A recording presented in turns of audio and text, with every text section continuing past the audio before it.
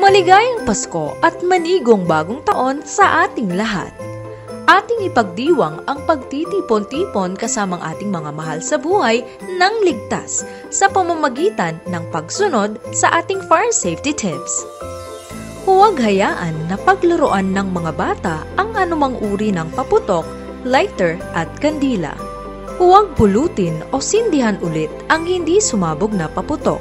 Kung maaari, gumamit na lamang ng alternatibong pampaingay tulad ng turotot, lata at iba pa. Kung hindi may iwasan ang pagbili ng mga paputok at pailaw, bumili lamang sa rehistradong tagagawa at tagabenta.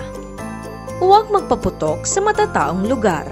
Magtanong sa inyong barangay kung saan ang itinalagang lugar para magpaputok. Huwag mag-iimbak ng mga paputok.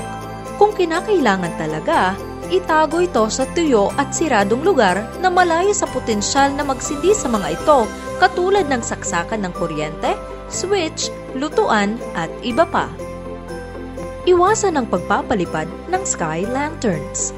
Sa pagbagsak nito ay maaari itong magdulot ng sunog. Ang pagkakaroon ng baril ay malaking responsibilidad.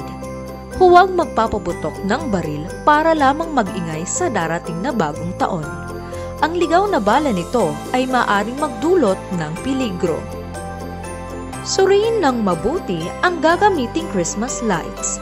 Ito ay dapat may ICC sticker. Ito ang mga paalalang hatid sa inyo ng BFP Region 8.